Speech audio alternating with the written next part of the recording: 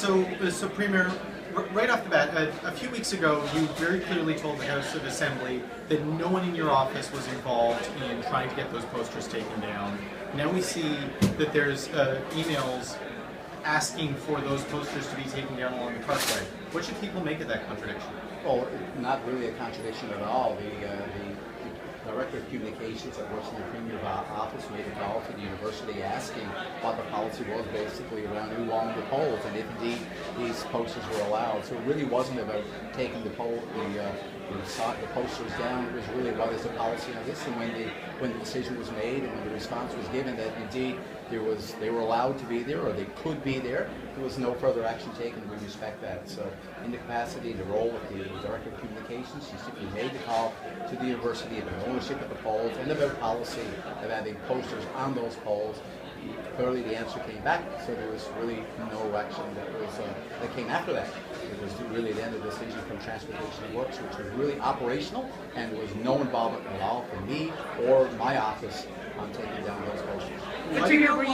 Were you aware that your communications director had contacted Nana about this? After the fact, I was aware of that, but the Director of Communications, what happened there is she actually noticed those posters that they were on the poles around the university. She simply made a call, and that's that would be expected from any someone working in the Premier's office or a Director of Communications, simply to get some clarification on what the policy was around those posters. She made that, then there was no action taken after that, simply because the decision was there, and clearly they were allowed to be there, and it was not a contradiction or contravention of the policy at the university. So why didn't you tell the public about this 3 weeks ago when you were asked about it? The question was about taking down the posters, and clearly we were not involved in the Premier's office in taking down those posters. There was no direction given from the Premier's office in any way, shape, or form in taking down those policies. Neither was the Minister involved.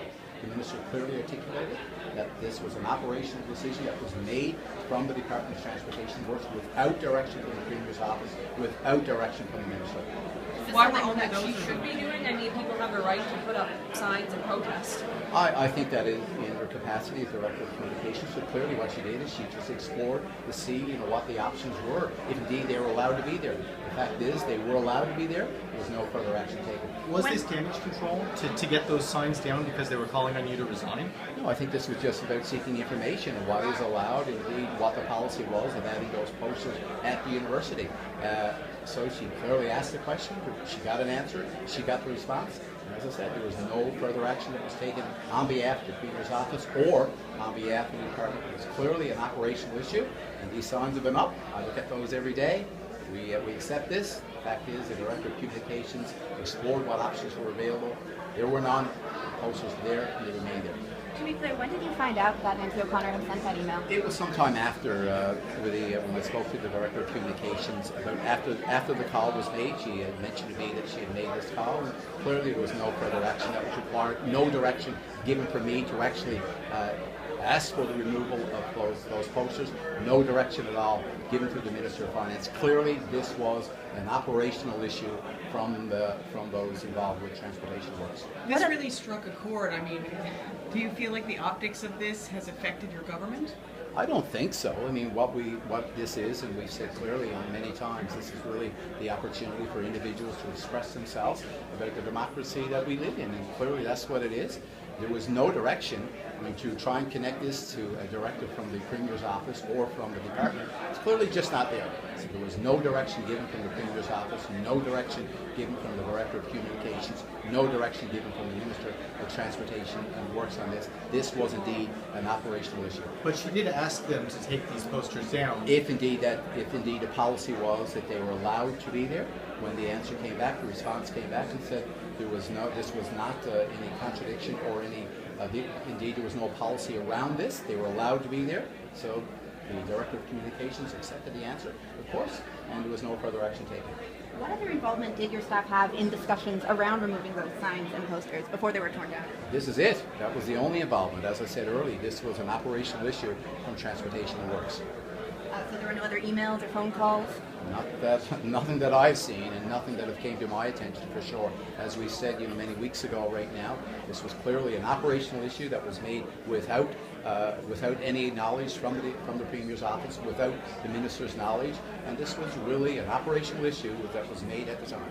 So this was an operational decision. Who specifically made the call to hire the contractor to take the signs down? These are people that work within the department, and these are not people that take direction from the Premier's office or the Minister themselves, as you know at the time. So do you not know? No, I don't know who the individuals were that actually provided the direction that was given, contracted out to a company that's been named already, and so therefore this was really an operational issue that was made. Are we good to switch gears here? Yeah. So there's new emails out from Nalcor concerning the whole Ed Martin severance thing.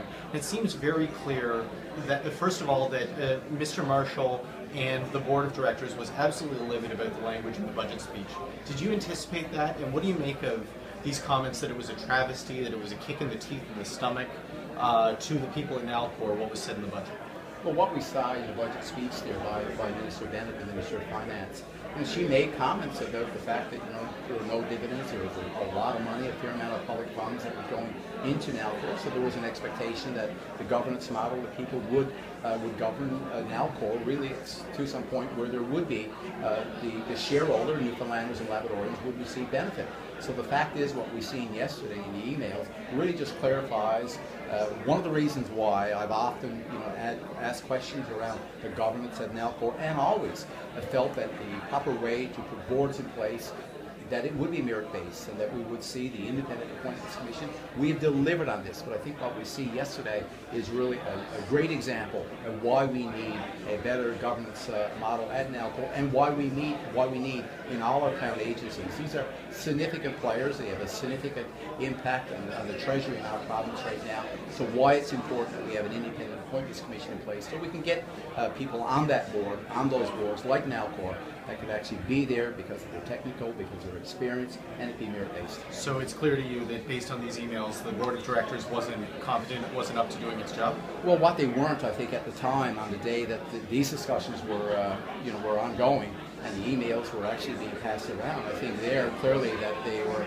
more interested in, on that day, more interested on their own, what they were involved in themselves as directors at Nalcor than they were indeed a shareholder of the province right now. This is the reason why we put in place an Independent Appointments Commission, so we can get a board that is merit-based, that has the expertise and the experience to actually work in for the shareholders of Newfoundland and Labrador. Do you think them using Nalcor resources to dig up dirt on you and on Minister Bennett is a violation of their fiduciary responsibility? I think given where we have a project there in Muskrat Falls and all the other activity that's ongoing at Nalcor, I think what in my opinion we would see was, I would love to see their efforts more focused on Nalcor themselves, as opposed to trying to dig up issues, or if it's some dirt, as you call it, digging up dirt on the Minister of Finance, or trying to find out information on me as Premier of our province. I think the efforts would have been clearly better used and should have been more directed